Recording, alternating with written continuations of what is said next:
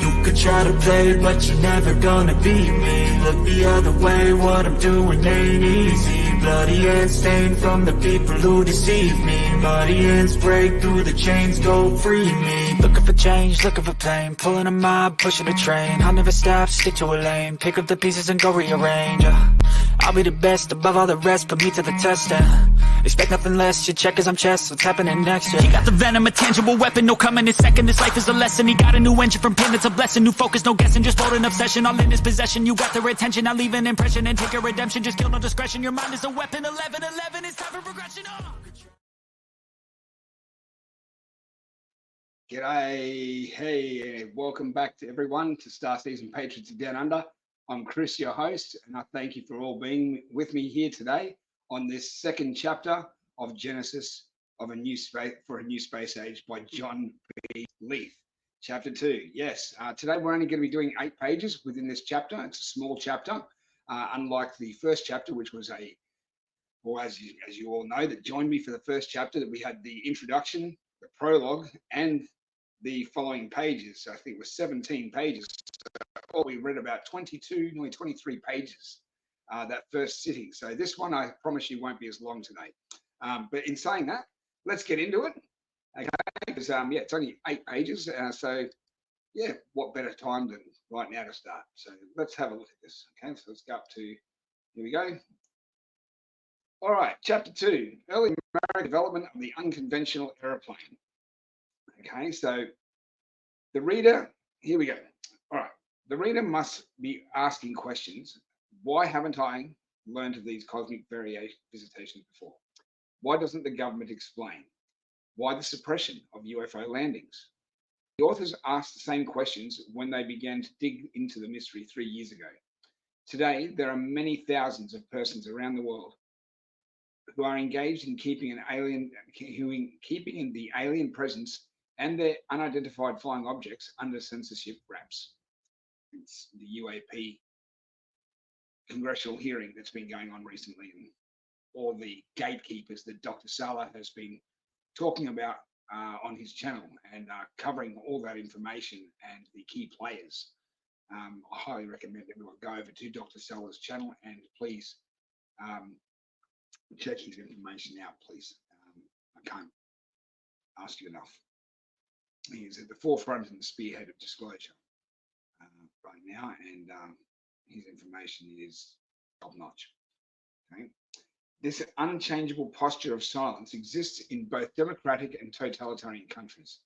It began with typical military reasoning that the public should not be informed. If to do so, national sovereignty would be jeopardized. It proceeded with the assumption that the public was not prepared for such astounding revelations and could not cope with them. American governmental censorship of UFO information seems to be the typical of that in other countries and extends back nearly 50 years to the mid-1930s at the time of this writing of this book. Remember, it was 1981 that this book came out. So at that time, 50 years. It's now been roughly 73 years since the 1950s. So it's a long time of these groups going without any form of oversight of any kind. You know what I mean? So it's a long time. In the mid-1930s, military secrecy about an unusual American invention in the field of powered flight triggered the first blackout of public knowledge. It all began in 1935 because of a young aeronautical engineer with a high school education and 2 years study in the School of Mechanical Engineering at Oregon State College, who later became a World War I flyer. His name at the time was Jonathan E. Caldwell, and he lived near Glen Burnie, Maryland, US. He invented and built a lighter-than-air machine, which, in addition to conventional nose propulsion, was driven by a 9-cylinder, 45 horsepower French engine with controlled speed blades, each 3 feet long by 12 inches wide, mounted on top of a midship, which enabled the plane to ascend or descend vertically or even hover. The blades were attached to the cardinal points of a 14-foot wooden disc which was free revolving, deriving its momentum from the power-driven nose prop blast. The canvas-covered tubular steel plane, christened the Grey Goose, had been constructed in a tobacco warehouse and then tested on a Maryland farm of the Caldwell's friend Louis Pumphrey on State Road Number 3, Anne Arundel Country. The machine flew fairly well. It was actually the wingless forerunner of today's helicopter. Not satisfied with his initial achievement, a few months later, Caldwell completed a fundamentally different design named the rotorplane. Similar to an earlier model, the spectacular lifting capability of which had been tested successfully in Denver, Colorado in 1923. Notwithstanding its lifting power, this machine proved to be less maneuverable. Its energy source consisted of 6 large pitched rotor blades encased in a single 12-foot diameter rim or flange above and in the center of which the operator sat. A news story at the time referred to the contraption as a flying joke. But regardless of critics and lampooners, Caldwell was not deterred from this dream of a round wing air machine. He began his final prototype, which would indeed prove successful. The later model was 28 feet in diameter and would disappear before the press was allowed to examine it closely. Although it had been used openly and proved rides and given used openly to provide rides and give demonstrations to interested observers and investors. The machine resembled a huge tub with a set of 6 blades projecting out from both the top and the bottom of the hub. In the center of the affair was the round tubular housing or cockpit containing seats for 2 persons, plus gauges, gears, and levers, and of course, the motor. The first motor was an 8-cylinder Ford V8 gasoline engine with the block cut in half. This motor was considered heavy and troublesome in operation and was later replaced by a newly cast 4-cylinder lightweight aluminum block, along with aluminum gears, which were then later substituted with bronze. The operator sat in the top of the center tubing or hub or tubbing with the hub, with his head and shoulders above for the purposes of sight navigation. Hands and feet operated with ease the levers and pedals for speed and direction. The bottom set of 6 left blades were wide, fixed at a slight angle, and they turned clockwise. They had a controlled speed operated by one of the gears. The 6 maneuverable pitch blades located topside were for lateral direction, projecting from the housing. They turned counterclockwise. In essence, the structure and design of the craft, as well as its mechanical movements and controls, were of utmost simplicity. The sets of rotors, set 6 feet apart, revolved in opposite directions around the ship. They were power-driven during ascent, but turned freely in pure aerodynamic descent if the motor failed, thus allowing the craft to float down under direction from its chosen height at a slower speed than that of a parachutist. Wow. Airborne directional control was attained by changing the angle of the upper set of rotors.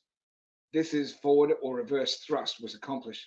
That is, forward or reverse thrust was accomplished by tilting mechanism to the top bank of the rotors. Thus, slippage took place toward the lower side with advancing blades riding downgrade, retreating blades gaining altitude. According to Caldwell's description, it was the same principle which birds used in flight, substituting rotors for feathered wings and tail. I agree. The bottom of the craft could be made watertight, enabling it to take off from land or water. To raise capital for his forthcoming enterprise and float costs, Caldwell attempted unsuccessfully and repeatedly to sell stock in his aviation marvel's names, the Rotorplanes Incorporated, even offering up to $5 for a trial ride in the machine.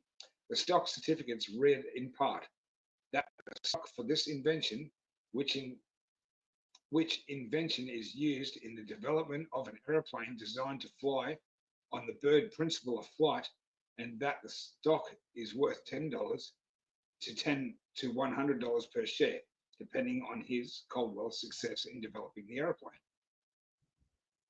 Eventually, a curious Army Air Corps colonel, Peter B. Watkins, dressed in civilian attire, that's civvies, appeared as a prospective buyer whom the delighted inventor took for a test flight. The colonel was permitted to take controls and was astonished at the craft's advanced maneuverability over the bi-wing and mono-wing aeroplanes of the 1930s at that time. The colonel flew the machine for 45 miles to Washington, D.C., where he made 100-mile-per-hour passes over Washington Monument and the White House. The colonel was elated when he actually stopped the forward motion of the machine and hovered for a few minutes directly over the 241-foot-high Washington Monument. Upon return to the city, he was granted an interview with the President Franklin D. Roosevelt. He told the president that Caldwell's mystery plane was so advanced in design that to avoid copy by foreign military, the United States should immediately obtain control of patents and production. Roosevelt agreed with the colonel, asking him to reevaluate the project and report back in 30 days for congressional approval. Within 30 days, without apparent congressional approval, Roosevelt and Caldwell received a letter from the Attorney General of Maryland advising him to cease and desist the sale of the stock in his new company. Previous solicitations to sell new stock in New York 1934 and New Jersey 1932 had likewise been stopped by their state attorney generals. Caldwell, in effect, was forced out of his new aviation venture before it even got off the ground. In the autumn of 1936, Caldwell disappeared and officially was never heard of again. Curious. Now, either Caldwell disappeared and walked away from all of this, or B, he was whitewashed in order to not have it come back on the US government anyway, about them stealing his patents or obtaining all of this. The question of who Jonathan E. Caldwell and how he could have disappeared so completely from society was a mystery which baffled the author for almost 3 years. Here we go, we're going to get into that now. As I said, this is the first time for me reading this as well. So little information could be unearthed, only scraps of newspaper accounts, which had been quickly denied. And then in November of 1978, a break came in the case of the missing inventor. Jonathan E. Caldwell, who had been 37 years of age when last seen or heard publicly, he would be close to 80 years old today at the time of the writing of that book. Was he the one to whom we had established a vicarious attachment and to whom we had dedicated this book before we were certain he existed or was still alive? The American who was to become the world's greatest genius in the field of aerodynamics and who invented the world's first round-wing plane, which millions of viewers have labeled UFOs, was born in St. Louis, Missouri in 1899. His name one day would become greater than the Wright brothers, and the city of St. Louis, where he was born, would gain an even greater fame in years to come that had been bestowed on the city by Charles Lindbergh, when named his historic aeroplane that took him across the Atlantic, the Spirit of St. Louis. Yes, I remember that plane. But before Jonathan E. Caldwell was to become preoccupied with a vision of how man could overcome his own absence of wings, World War I would break out. To Caldwell, the war would be a chance to fly aeroplanes, and 1917 would see him volunteering for the service of the United States Army, where his training at Kelly Field, Texas, in fixed-wing biplanes would be a forerunner for overseas duty in France. Caldwell came out of service as a lieutenant in 1918. He rejoined the Army Air Corps reservists in summer of 1921 and again found himself stationed at Kelly Field with a small group of World War I flyers who had returned for retraining and to brush up on their flying skills and ability. One day, of that 1921 summer at Kelly Field, a few young officers, including Caldwell, took out some saucers and tin plates and began tossing them through the air at each other to be caught during a few minutes of relaxation and horseplay. It was during this period in young Caldwell's life that he became enthralled with the idea of developing a completely new design of aircraft. At first, he was hardly aware of his own intentions. From sources, Caldwell tried paper planes.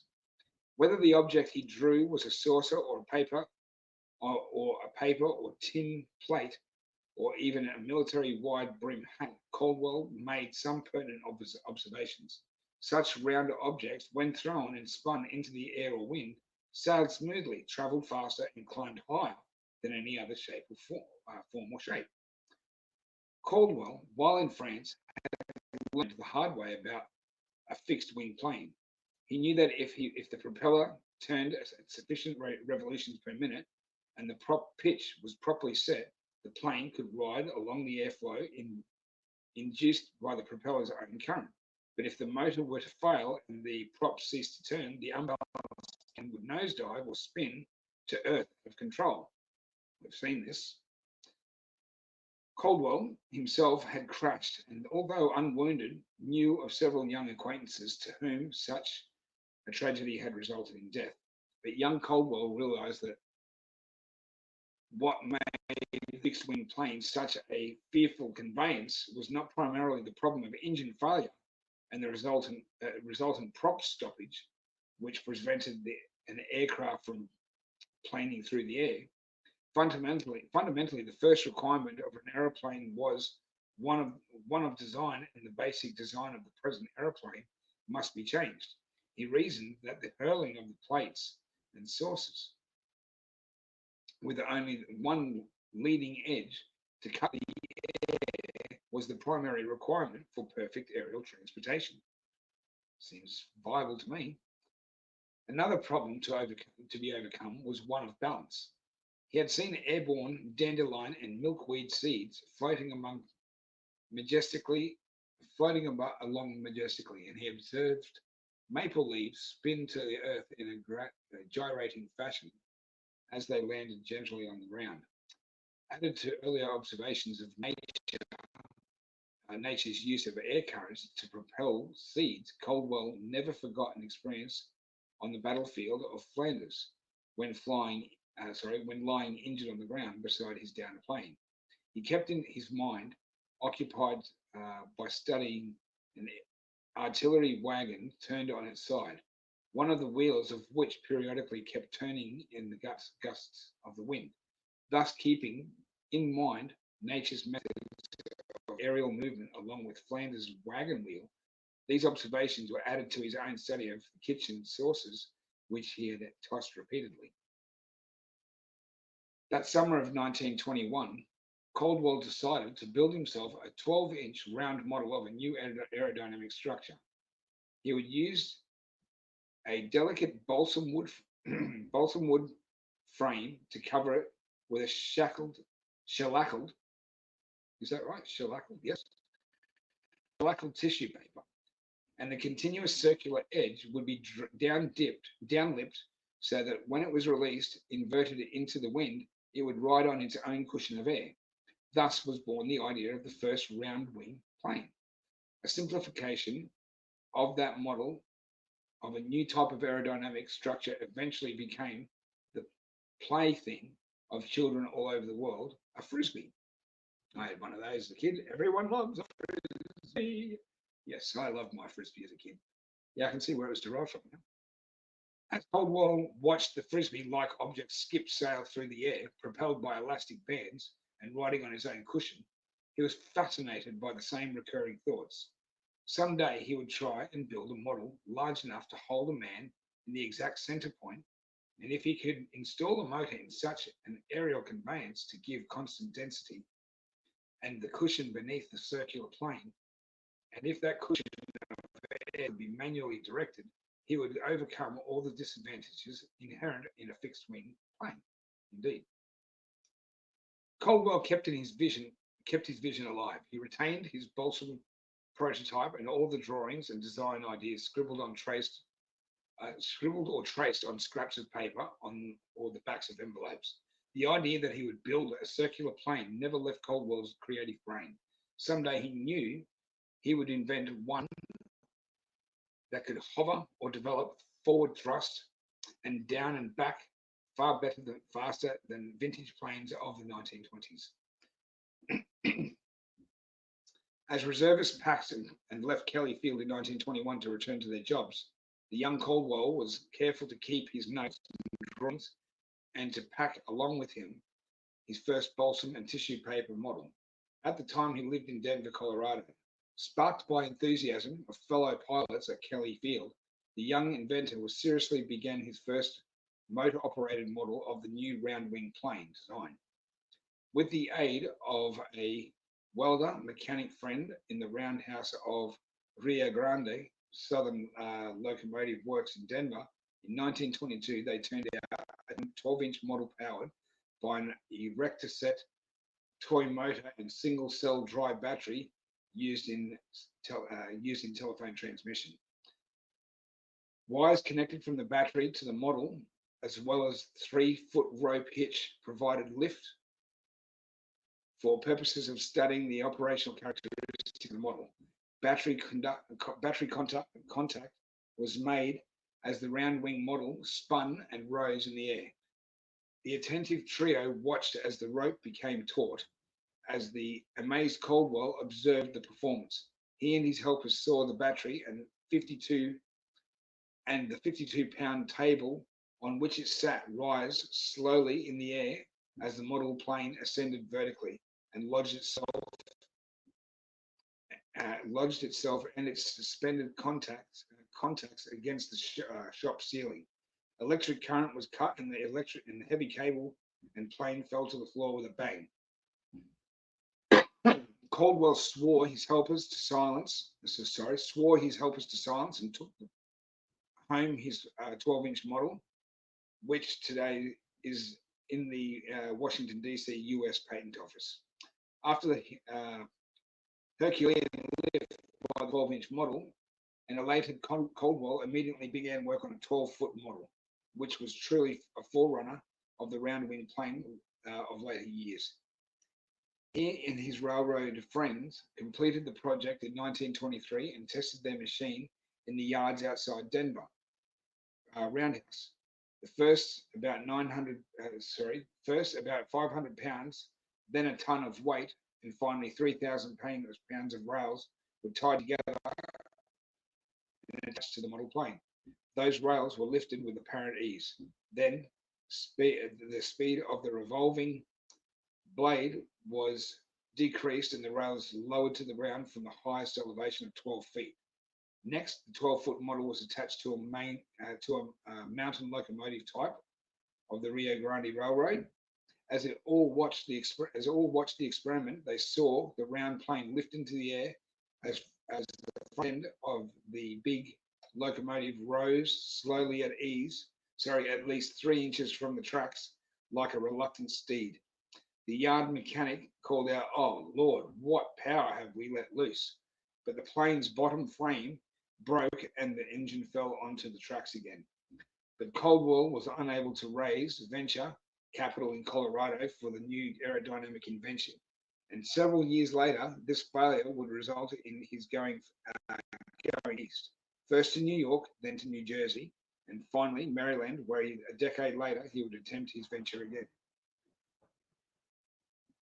During the 1920s, the USA found its renewed industrial strength as people like Henry Ford mass-produced the Model T automobiles, the growing use of which would eventually link the country with a system of roads and change the American lifestyle. Jonathan E. Caldwell thought of future highways in the sky. Indeed, we've seen things like this in Coruscant on Star Wars, Skyways, or Back to the Future, floating cars.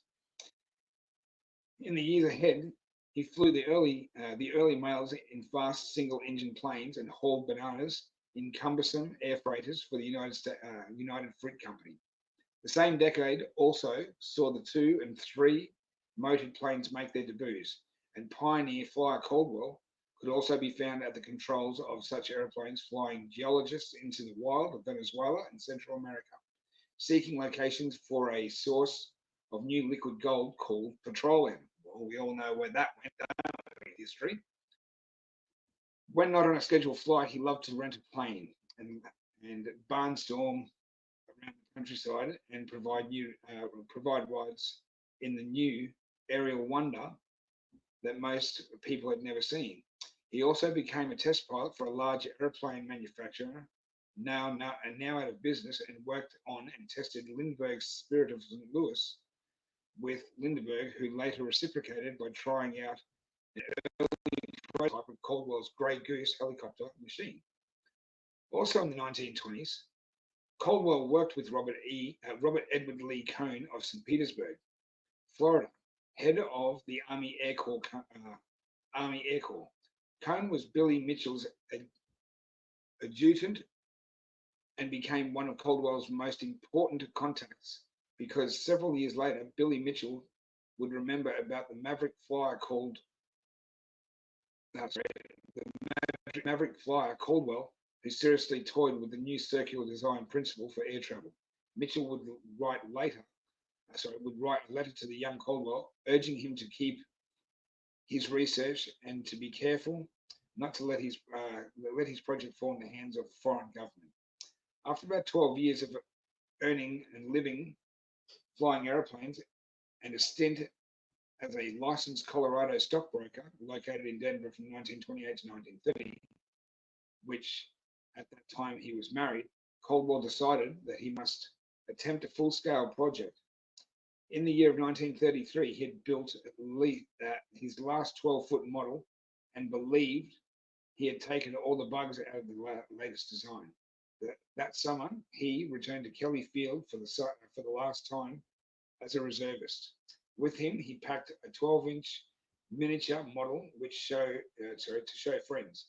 Many watched Caldwell's round-wing model plane perform in a series of maneuvers that got people talking. Word soon reached the high Army Air Corps echelons. Plans for what he named a rotoplane were later drawn up and perfected in the early 30s. And in 1935, Caldwell incorporated the Rotoplanes Incorporated, listings his new address as Glen Burnie, Maryland, and showing his wife, Olive. As Secretary Treasurer and brother-in-law, Carl H. Davis, as Vice President, the next year he began his last full-size model intended to be used as a commercial basis. Thus, before 1936, the industrious Caldwell had already built and discarded the Grey Goose plane, the forerunner of today's helicopter. From the Grey Goose idea, he had improved the design in a revolutionary concept, and by mid-1936 had built his final round-wing plane, in which Army Air Corps Colonel Watkins had taken a ride and tested to his own satisfaction. Then in October 27, 1936, Caldwell received a letter from the Secretary of War. It went, pursuant to the recent conversations, we feel your invention is too important to fall into enemy hands. The US government therefore is offering you $50,000 for patent rights on the Grey Goose and rotoplane, and is also prepared to allow for future royalty payments. The Army Air Corps is also prepared to enlist your services as a full-time officer with higher rank than your present captaincy. The next day, Jonathan Caldwell boarded a train for Washington. He sat down in Arlington, Virginia, hotel, and discussed his future with Chief of Staff Army, several aeronautical experts, key congressmen, and members of the cabinet. The delegation reconvened at the White House, where Caldwell met President Roosevelt and came away with the rank of lieutenant colonel and the annual salary of $10,000. It's pretty good for that time. That's damn good, actually, for that time of year, for that point in history. For the good of the service, Jonathan E. Caldwell that day had to make his most difficult decision for him and his wife. He would surrender his family name, Caldwell, and never again be known as such. For all intents and purposes, he would disappear from society till the day he would die.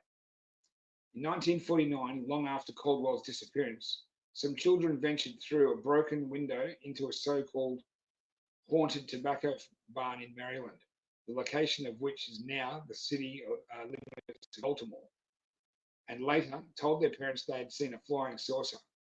Old FBI files and newspaper stories dated August 21, 1949, filed by United States Press and Associated Press, appearing in the Baltimore Sun, Washington Post, etc., told briefly what had been found. The deputy sheriff of Anne Arundel County, father of one of the boys, was asked to accompany the boys back to the scene. He confirmed their story, unknowingly having found Caldwell's original Grey Goose and first rotoplane. On notifying the Air Force, the barn was placed off limits, and a new generation of Air Force investigators, unaware of Caldwell or his inventions, carted the strange craft off to Wright-Patterson Air Force Base in Dayton, Ohio. Wright-Pat's somewhere that we know very well of throughout history that has quite a lot of surrounding strange craft. Air Force officers at the Pentagon were red-faced when they finally found the files that explained the mystery. For since the day Caldwell vacated his original workshop environment, his inventions had lain forgotten and neglected in the old tobacco barn. On November 8th of 1978, at Kensington, Maryland, an historic book on Caldwell was brought up from vaults for the researcher to read for 2 hours. On the leather-bound cover, hand-printed in gold leaf, was the name Jonathan E. Caldwell, and on the fly leaf inside, 16-inch by 11-inch by 6-inch book, it was written that some of the most valuable records of mankind were preserved herein. The contents were perhaps as important to the U.S. as the Bill of Rights or the early life of President Abraham Lincoln. And to the rest of the world, the knowledge discovered by Caldwell was told by the memos and letters in the leather-bound scrapbook would also become a treasure, which they someday would share. A permission was given to pursue the book before it was returned. Peruse, I should say, not pursue. Peruse the book before, that's to look over, if you don't know what peruse is. To peruse the book before it was returned to its deep underground vault. The rules were explained. Guards would be present. The entire contents would be read and studied. No notes or diagrams were to be made, nor pictures taken. Just to see and read the book briefly had required the signatures of the President of the United States, the Chairman of the Joint Chiefs of Staff, the Commanding General of the U.S. Air Force, the Director of the National Archives, and the Director of the Library of Congress. As the researcher looked at the cover and opened the book, he was filled with awe. What he saw was a pre-glance at history, the full contents of which could not be made available to the public till after the year 2000. Okay, well that's pretty interesting, because here we are now in the year 2023, and roughly since, if any of you have been following the disclosure movement, since roughly 2001, especially the Washington Press Club. I watched the Washington Press Club later, many years later, when I discovered it. I did not know about it in 2001. At that time, I wasn't even net savvy or able to use a computer at that point in time, not until many years later. But yeah, we can see that through the testimonies of those that have come forward as whistleblowers and those that have been involved in some of these compartmentalized programs that were involved in the Washington Press Club disclosure in 2001, clearly this was, to a degree by design in relation to this book, that none of which that was inside that book or any of the other specific details that had been kept from the public could not be disclosed until after the year 2000, which I think then goes back, into this next, chapter 3 in the international response to UFO phenomena. Okay, now this gets into things that, along the lines of the 1936, as you can see there, 1936 incidents. Also 1947, Roswell, New Mexico, Aztec, New Mexico, as well. But so many others. I mean, there's just thousands of events that have happened. But in saying that, who are they? Okay, well, we get into that as we go through this. And as I said before, I'll be discovering this myself, with these guys, as we read through each chapter. It's going to be fascinating because I've not discovered any of this information. I was have mentioned briefly before is that I saw a brief mentioning of this book with Journey to Truth podcast on their show one day between Tyler and Aaron, talking about their D.U.M.B.S, deep underground military bases and the inner Earth networks or Agartha networks. Okay, and they touched base on this book briefly, and I reached out to Tyler and got his permission because I didn't want to step on anyone's toes in relation to this book, because I thought possibly that these guys might be having a plan in the future to maybe cover more of this book. So out of respect for the guys, as I've mentioned in the previous video, that I reached out to him and I received Tyler's permission to go ahead and actually read this book for everyone chapter by chapter, because he said it's very important that we go through this book, because it sets the precedent in a sense of how the government went around the compartmentalization of the UFO or UAP phenomena, and how for the last, especially better part of 70 years now, no oversight whatsoever, and the military industrial complex and how they've gotten away with so much and corporatized everything privately, so that you just understand where I'm going with this anyway. But all I can say is that this has been fascinating truly to be able to read this with you guys and share it with you, because this goes later on into the inner Earth networks and how they are connected to our ancients, okay, and those that are back now with the Galactic Fed, and how they too themselves were here over 400,000 years ago. Okay, how this is all connected together. This is going to be fascinating discovery for all of us. So yeah, please join us for chapter 3, because I'll be going with that one next. This has been a pleasure, I must say. So in saying that, I'm going to say goodbye for the time being. It's actually, for me, it's Tuesday night as I'm recording this. So I've got to go and have myself some dinner and get my kitty cat some dinner, old Bodie. And this is signing out for the time being until next time, everyone.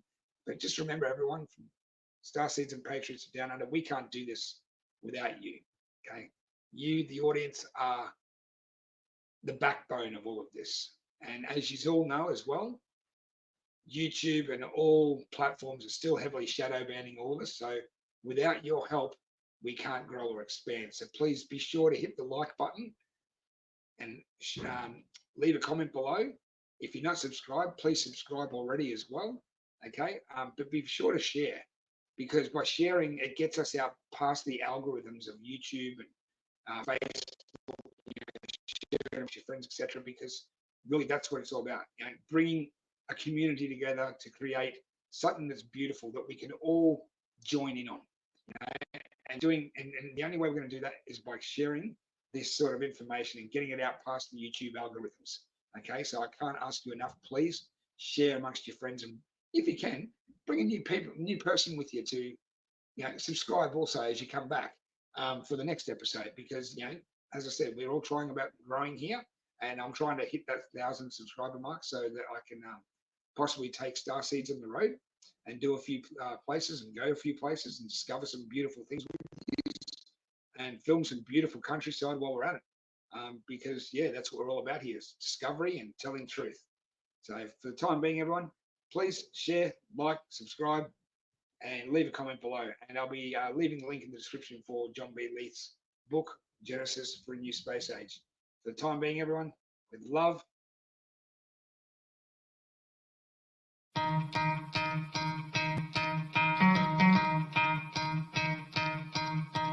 You could try to play, but you're never gonna beat me. Look the other way, what I'm doing ain't easy. Bloody hands stained from the people who deceive me. Muddy hands break through the chains, go free me. Looking for change, looking for pain, pulling a mob, pushing a train. I'll never stop, stick to a lane, pick up the pieces and go rearrange. I'll be the best above all the rest, put me to the test and expect nothing less. Your check is on chest, what's happening next? Yeah. He got the venom, a tangible weapon, no coming in second. This life is a lesson, he got a new engine from pain, it's a blessing. New focus, no guessing, just bold and obsession, all in his possession. You got their attention, I'll leave an impression and take your redemption. Just kill, no discretion, your mind is a weapon. 11-11, it's time for progression.